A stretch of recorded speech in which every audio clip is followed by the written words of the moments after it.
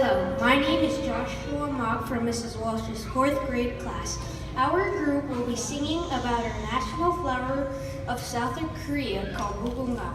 The flower's name in Korean is Mugunghwa, which is the rose of sharing. The flower's symbolic significance stem from the Korean word mugung, means immortality. This word accurately reflects the enduring nature of the Korean culture, determination, and the perseverance of the Korean people.